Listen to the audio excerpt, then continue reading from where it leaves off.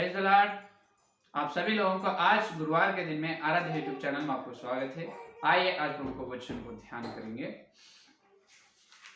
कल तक अपन उपमान या अलंकार भाषा में काव्य पुस्तक में लिखा गया है। तो काव्य पुस्तक में उपमान जो अलंकार जो सादृश्य होता है उसको किसी प्रकार से व्याख्या करना है, उसके बारे में कल तक अपन ध्यान किए हैं। तो कल तक अपन एक बात में ये सुने हैं कि उपमान भाषा या सादृश्य में परमेश्वर बहुत सारे वचन पवित्र बाइबल में लिखाया है। तो उपमान को या सादृश्य को और काव्य ग्रंथ में जो उपमान को कैसे व्याख्या करना है, किस प्रकार से, उसके बारे में नियम क्या है, 5 नियम कल तक अपन ध्यान किए हैं। ठीक है, तो आज का ध्यानांश यह है कि भाषण का विभाग। भाषण तो अपने पवित्र बाइबल में पूरा भाषण का मतलब बात करना, एक और दूसरे व्यक्ति से बात करना है यानी पवित्र बाइबल में पूरा भाषण ही है। क्या है? बाइबल में पूरा भाषण है। उत्पत्ति पहला अध्याय पहला है वचन, पहला अध्याय में ही परमेश्वर कहा है ज्योति होना है या नहीं, और सूर्य होना है। तो कहने से सिर्फ परमेश्वर की वाणी से हुआ है, सारी सृष्टि हुआ है या नहीं। तो परमेश्वर सृष्टि से बात करे है, बाद में सृष्टि से बात करे, आदम हवा से बात करे, कयीन से बात करे और सर्प से बात करे। आदम हवा से, सर्प से, कयीन से, हेबेल से, है या नहीं, या हनोक से, नोह से, लूत से, इब्राहिम से, ऐसा भक्त लोगों से बात करे है। उसी प्रकार भक्तिहीन लोगों से ही परमेश्वर बात करे है। इसका मतलब भ्रष्ट, विश्वास भ्रष्ट लोग से ही परमेश्वर बात करे है। उसी प्रकार शैतान भी पहले से पवित्र बाइबल में भाषण ही है। उस परमेश्वर जैसा मनुष्यों से बात कर रहे हैं, उसी प्रकार शैतान भी पहले से बात कर रहे। इसका मतलब मानव जाति के आरंभ होने के बाद जब सर्प एदेन वाटिका में है, पहले आकर हवा से बात कर, वहां से शुरू होकर आज तक शैतान भी मनुष्यों से भाषण कर रहे हैं। और शैतान के बाद भी बहुत लोग सुन रहे हैं, शैतान के वश में है। परमेश्वर के वश में कुछ लोग हैं, परमेश्वर के बात सुनने वाले हैं। तो इसका मतलब पूरे पवित्र बाइबल में क्या दिखाई दे रहे हैं? भाषण दिखाई दे रहे। भाषण का मतलब एक व्यक्ति और एक व्यक्ति के बीच में जो होने वाले बातचीत, एक व्यक्ति, एक बात करने का व्यक्ति, एक सुनने का व्यक्ति, दोनों के बीच में होने वाले बातें भाषण कहते हैं, है या नहीं। तो सुनिए, अभी पवित्र बाइबल में बहुत सारे हजारों भाषण की बात है। तो वो भाषण को भी अपन ध्यान करने से लाखों करोड़ों संदेश अपने को मिलते हैं, लाखों और करोड़ों संदेश मिलते हैं। क्योंकि पवित्र बाइबल पूरा एक व्यक्ति पढ़ते जब अपने को मालूम होता है कि एक व्यक्ति अपने से बात कर रहे हैं। आपको आते नहीं ये फीलिंग? तो पवित्र बाइबल को पढ़ते जब अपने मन में क्या आते हैं? एक व्यक्ति मेरे से बात कर रहे हैं, एक व्यक्ति से मेरा बात हो रहे है या नहीं। उस प्रकार देखो, तो ये भाषण को कैसे व्याख्या करना है वो आज अपन ध्यान करेंगे। समझ में? भाषण को कैसे व्याख्या करना है। तो पवित्र बाइबल में हर एक बात परमेश्वर के प्रेरणा के द्वारा ही, पवित्र आत्मा परमेश्वर प्रेरणा के द्वारा भविष्यवक्ताओं को वश में लेकर लिखाया है। इसमें तो कुछ छुपाने का नहीं, ये तो संदेह की बात नहीं, बिल्कुल सच है या नहीं। तो हर एक बात परमेश्वर की प्रेरणा से लिखाया गया है। तो अपन व्याख्या करते जब एक एक बात, एक एक अक्षर को व्याख्या करने से कभी कभी क्या होता है? झूठ हो जाता है। समझ में? एक एक अक्षर को अपन ध्यान करते ना, तो एक एक अक्षर को व्याख्या करते जब अपन ये पूरा पवित्र बाइबल की बातें, पूरा परमेश्वर की बातें है, तो ये भी परमेश्वर की बातें है बोल के एक एक अक्षर को आप व्याख्या करते हैं। जब ऐसा हो जाता है कि अपने बुद्धि से वो विरोध हो जाता है, इसका मतलब वो वचन के विरोध, सारांश वचन के विरोध शिक्षा वहां पर निकलते हैं। कैसे मालूम है? अभी देखो, अभी उदाहरण के लिए देखो, अभी परमेश्वर ने अपने कुमार में प्रथम पेतरुस की पत्र पहला अध्याय 20 या 21 वचन में लिखा, पवित्र आत्मा के द्वारा, भविष्यवक्ताओं के द्वारा परमेश्वर वचन को लिखा है, मनुष्यों की प्रेरणा से नहीं। तो सुनिए, अपन व्याख्या करते जब जो भाषण होने दो, उपमान होने दो, सादृश्य होने दो, काव्य पुस्तक में जो भविष्यवाणी होने दो, कोई भी होने दो, कोई भी वचन होने दो, पहले उसको क्या करना है उसके सामने आगे पीछे देखना है। क्या करना है? आगे, उसके आगे और पीछे देखना है। कौन बात कर रहे हैं, किससे बात कर रहे हैं, कौन से संदर्भ में बात कर रहे हैं, और बात करने का व्यक्ति कौन है। बात करने का व्यक्ति कौन है, सुनने वाले कौन है, किनसे बातचीत हो रही है, और बात करने से पहले संदर्भ क्या है, बात करने के बाद संदर्भ क्या है। इसका मतलब बात करने से पहले स्थिति और बात करने के बाद स्थिति क्या है, ये पूरा अपन ध्यान करना है, पूरा इस पर श्रद्धा रखना है। श्रद्धा रख के बाद में व्याख्या करना है, नहीं तो नहीं नहीं तो झूठ शिक्षा निकलता है। समझ में? अभी भाषण है, अभी परमेश्वर बात कर रहे हैं, किससे? भक्त से बात कर, कौन से स्थिति में, कौन से संदर्भ में बात कर रहे हैं, और वो बात करने से पहले स्थिति क्या है, बात करने के बाद स्थिति क्या है, ये सब देखना है। और बात करने व्यक्ति का व्यक्तित्व क्या है। या दाऊद बात कर रहे, दाऊद का व्यक्तित्व क्या है, परमेश्वर बात कर रहे हैं, वहां परमेश्वर यही सेनाओं की यहोवा की बात है, इसका मतलब यहोवा बात कर रहे हैं। इब्राहिम ने कहा, इब्राहिम का बात है वो, इब्राहिम तो कौन बात कर रहे हैं, उसका व्यक्तित्व भी देखना पड़ेगा क्योंकि एक एक अक्षर को देखकर मेरे को सत्य मिल गया, यही है सच्चाई, मेरे को सब कुछ यहाँ पर मार्मिक विषय मुझे पता चल गया, मैं जान सकता हूँ कि ये सच है, ये भी सत्य है, ये छोड़ के कुछ सत्य नहीं बोल के व्याख्या करने से गलत में पैर डालते हैं। क्योंकि अय्यूब का ग्रंथ 19 अध्याय 6 का वचन देखो एक बार। अय्यूब का ग्रंथ 19 अध्याय 6 का वचन देखो। अय्यूब ने परमेश्वर के बारे में क्या करे, तो यह जान ले कि परमेश्वर ने मुझे गिरा दिया है और मुझे अपने जाल में फंसा लिया है। अरे बाप रे, अय्यूब ने परमेश्वर की बात कर रहे हैं, परमेश्वर के बारे में ऐसा कर रहे। ये देखो यहोवा ने, परमेश्वर ने मुझे गिरा दिया और मुझे अपने जाल में फंसा लिया। क्या परमेश्वर जाल में फंसाने वाला है?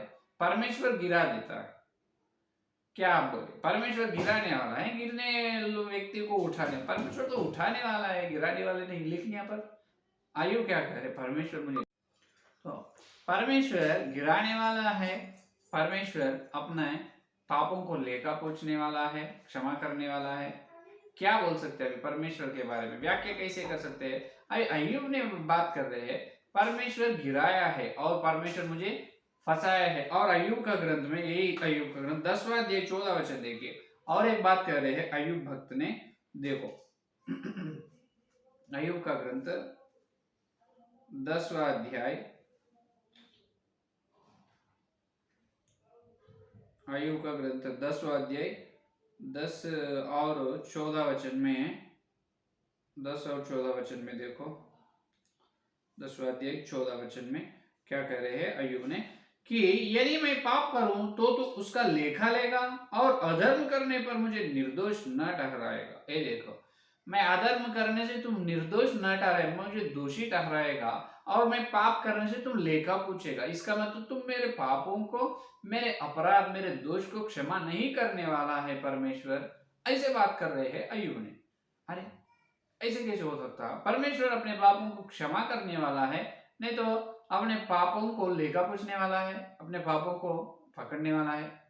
अपने पापों को तो परमेश्वर क्षमा करने वाला है, लेकिन अय्यूब के भक्त के बातों में ये सारांश मिल रहा है कि परमेश्वर कठिन है, परमेश्वर कठिन हृदय है, इसीलिए उन्होंने अपने पापों के लेखा पूछ रहे हैं। अपन अधर्म करने से, गलती पाप करने से अपने को निर्दोष नहीं ठहरा, अपन को दोषी ठहरा है या नहीं। इसका मतलब परमेश्वर अपने पापों को क्षमा नहीं कर रहे। तो अभी व्याख्या कैसे बोल सकते हैं? अभी परमेश्वर अपने को गिराने वाला है, अपने को जाल में फंसाने वाला है, और परमेश्वर अपने पापों को क्षमा नहीं करने वाला है, ऐसे अपन प्रचार कर सकते क्या?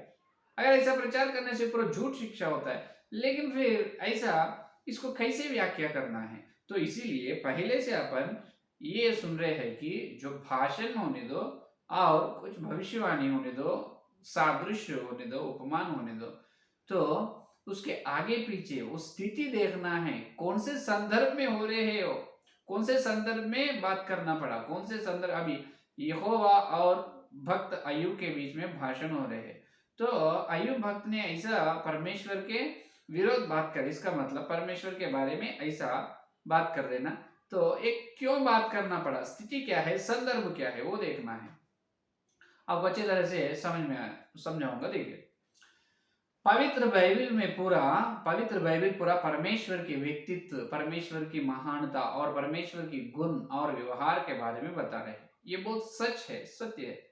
लेकिन उसी प्रकार पवित्र बाइबल जैसा परमेश्वर के व्यक्तित्व के बारे में बता रहे हैं, उसी प्रकार पवित्र बाइबल में बातें परमेश्वर के अपमान, परमेश्वर के विरोध जो बात कर रहे हैं, और परमेश्वर के अपमान बातें भी बात कर रहे हैं। परमेश्वर के विरोध जो अपमान बात, जो सम्मान करने की बात नहीं, अपमान करे सो बात भी परमेश्वर ये बाइबल में लिखाया है, विरोध बात भी परमेश्वर ये बाइबल में लिखा है। ऐसा कैसे हो सकता है या नहीं?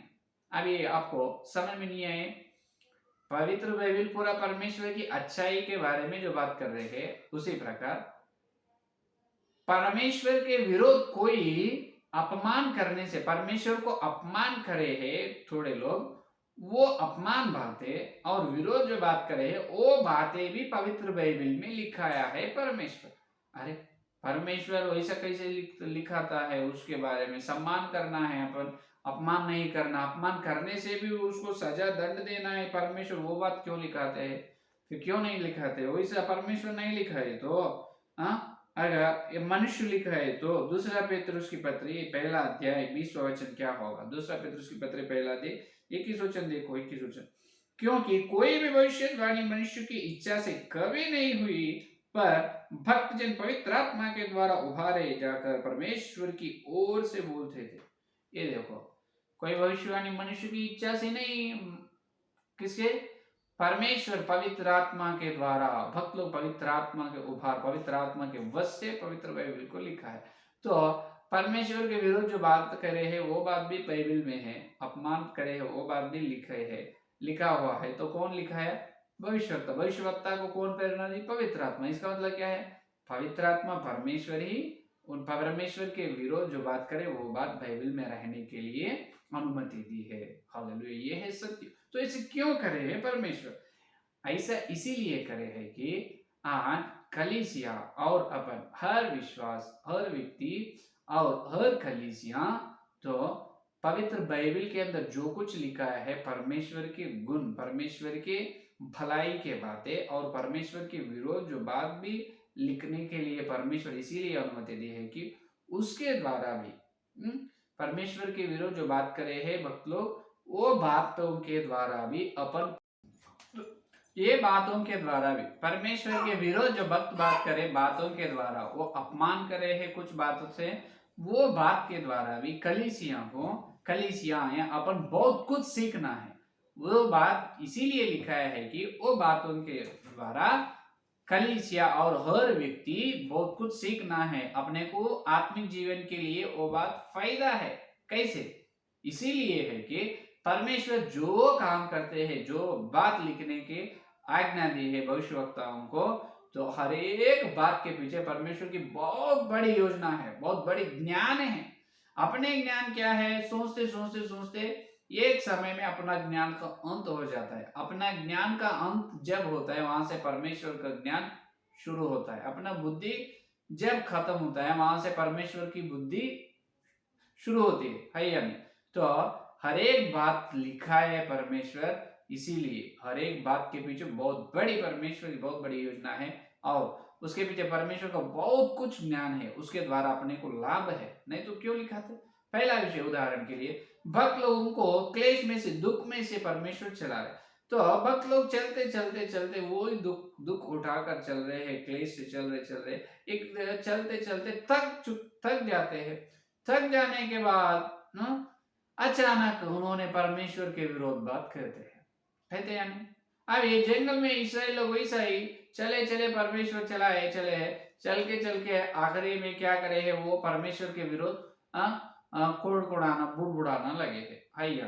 तो वैसा ही हर वक्त दुख में से चलते चलते चलते एक दिन कंपल्सरी एक दिन परमेश्वर के विरोध बात उनकी जीभ से निकल जाता है या नहीं। ये पहला विषय। दूसरा विषय, पवित्र बाइबल में परमेश्वर का सुंदर व्यक्तित्व ऐसा अपने को दिखाई दे रहा है कि अगर अपने को कोई अपमान करे तो अपने को कोई व्यक्ति अपमान करने से अपन किसी को भी प्रचार नहीं करते, किसी को भी बोलते नहीं अपन, अरे मेरे को मैं ऐसा मुझे ऐसा बात करे थे, मेरे विरोध में ऐसा मुझे ऐसा अपमान करे थे, मेरे को बहुत दुख हुआ, मेरे को ऐसा अपन बोलते, किसी को बोल नहीं पाते, बोलने का इच्छा भी नहीं रहते अपने।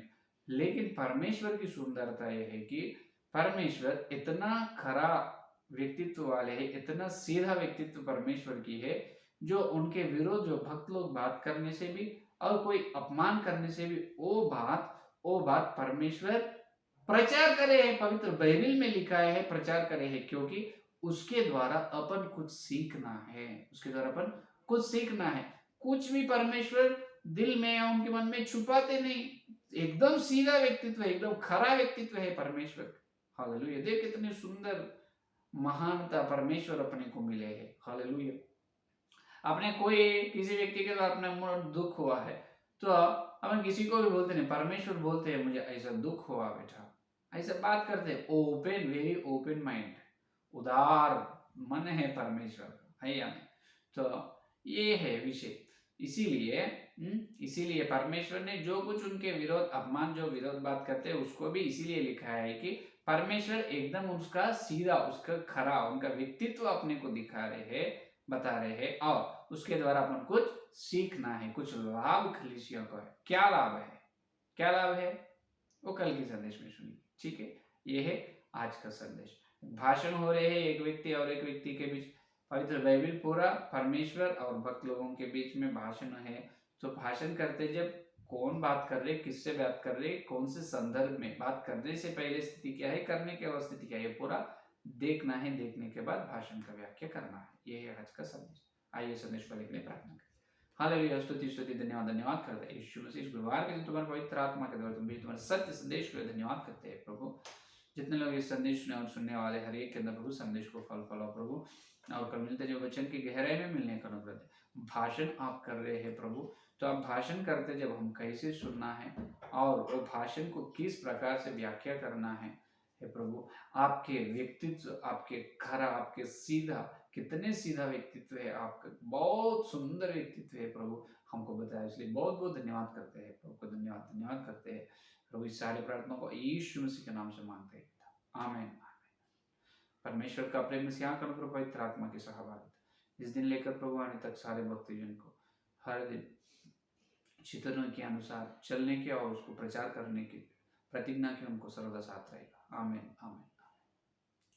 Prize the lord. धन्यवाद। कल मिलेंगे।